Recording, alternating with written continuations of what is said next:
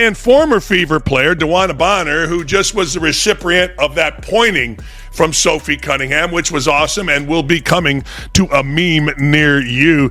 Guess what? They ganged up and curb stomped and punched Caitlin Clark in the throat with no foul being called. They did it, you know what? Street justice, ghetto style.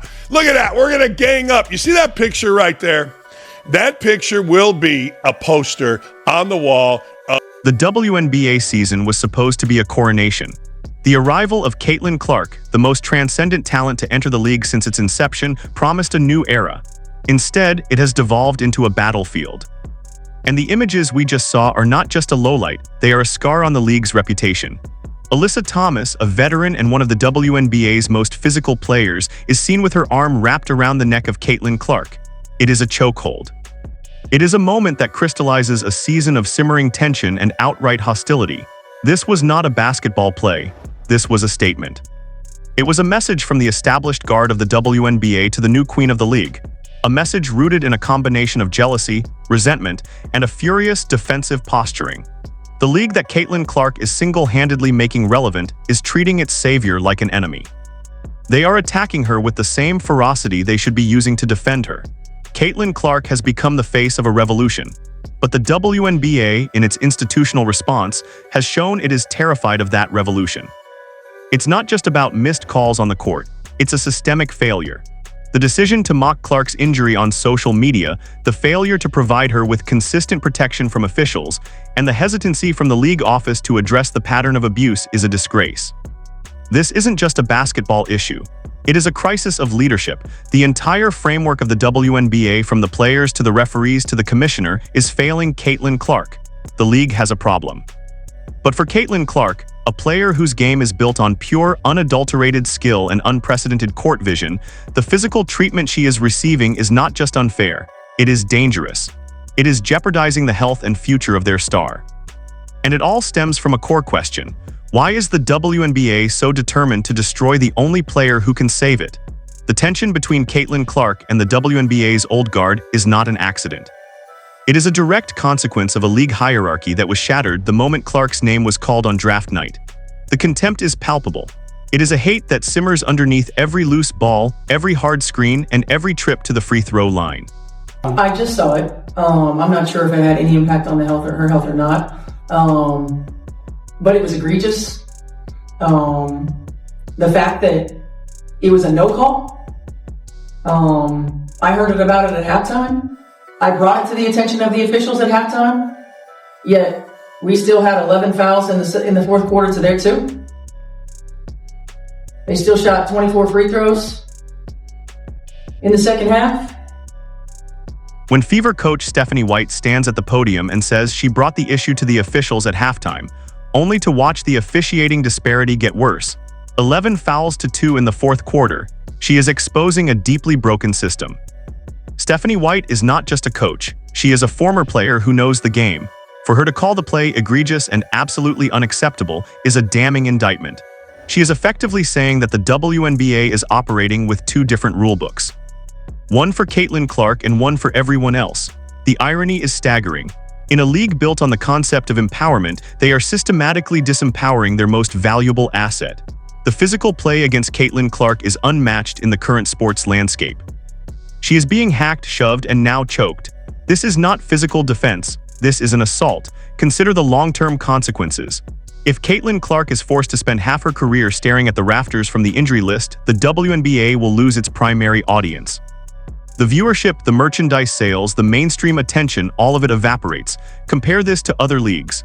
The NBA understood that they had a generational talent in LeBron James, and despite some historically bad calls, they protected him. The NFL protects its star quarterbacks. The WNBA, conversely, seems to be delegating the protection of its star to a player like Sophie Cunningham, who is more of a liability than an enforcer. Caitlin Clark's teammates have failed to step up, and the coaching staff has failed to implement a strategic response. The Fever organization looks passive, allowing Alyssa Thomas and others to deliver a curb stomp and a chokehold, while the team and the league stand idly by.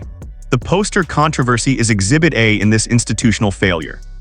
The decision, or the convenient excuse, to exclude Caitlin Clark from a 30-year commemorative poster while including other Fever players is emblematic of the league's broader blindness. It is a symbolic gesture that screams louder than any words. The WNBA is actively erasing Caitlin Clark's identity, even as she is writing the biggest checks the league has ever seen. The physicality is only the most visible symptom. The deeper issue plaguing the WNBA is the psychological resentment of Caitlin Clark's success. The narrative being pushed by some players and pundits is that Caitlin Clark is not the sole reason for the WNBA's newfound popularity. They credit the veterans, the established stars, and the work of previous generations. This is a naive and dangerously self-destructive lie. Fine.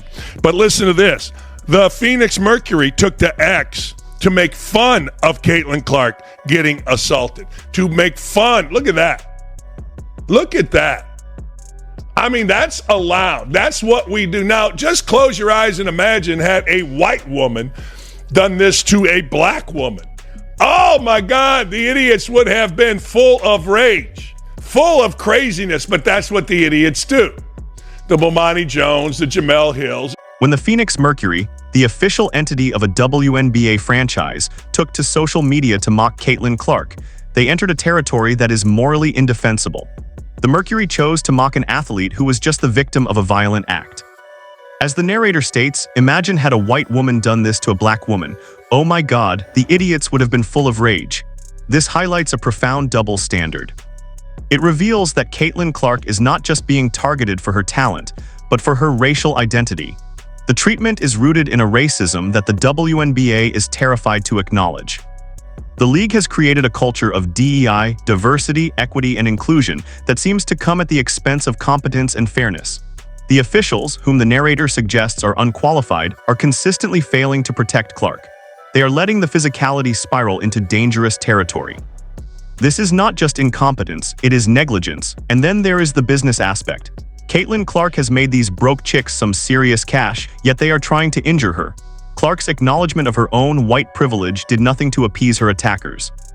It only revealed a naivety. She tried to play by their rules and they used it as a weapon against her.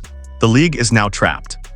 They are afraid of the angry African-American lesbians who have held the power structure for so long, and they are afraid of the white media that would label them racist if they speak out. The WNBA's leadership, from the commissioner to the Fever's front office, is paralyzed. Amber Cox, the Fever president, was on Twitter congratulating fans for different things while her star player was being attacked. Kelly Crosskopf, the Fever's GM, is described as a politically connected figure who represents a weak and DEI-censored leadership. This leadership failure is a direct cause of the on-court violence. And the reckless closeout that they actually reviewed, and the foot still comes down on top of the defender's foot that wasn't upgraded? Absolutely disrespectful. We have a generational talent and a WNBA superstar who had two cheap shots right there that weren't called. And I just say again, absolutely unacceptable. Stephanie White's plea for consistency in officiating is a plea for survival. As she says in the clip, "We have a generational talent and a WNBA superstar who had two cheap shots right there that weren't called." The league's indifference is not just a problem for Caitlin Clark, it's a problem for everyone who invests in the league. If the WNBA cannot guarantee a baseline of safety for its players, sponsors will flee. If Caitlin Clark's career is derailed, the league becomes irrelevant. The moment Caitlin Clark decides she doesn't need this bullshit and walks away, the WNBA's golden goose is cooked and served on a platter. The league is playing a dangerous game. They are trying to appease an old, bitter guard while alienating the massive, new audience that Caitlin Clark has brought to the sport. This is a balancing act that is on the verge of a catastrophic failure. The misandry, as the source material suggests, is a defining factor. The league is run by those who resent the male gaze and the attention Clark's crossover appeal brings. They are punishing her for her success. The future is clear. If the WNBA does not act swiftly and decisively, the outcome will be catastrophic. The league needs to suspend players for multiple games, not just one. The league needs to issue fines. The league needs to remove officials who are consistently missing these calls. This is not about overreaction, it is about correcting a systemic imbalance. The comments from the source are blunt, arguing that we need a malice in the palace type of response. There needs to be an extended bench-clearing brawl. for the next time somebody touches Caitlin Clark in such a way that it is menacing. While extreme, the sentiment highlights the desperate need for a shift in power. Alyssa Thomas needs to know that if she puts her hands around Caitlin Clark's throat, there will be consequences that hurt her financially and professionally.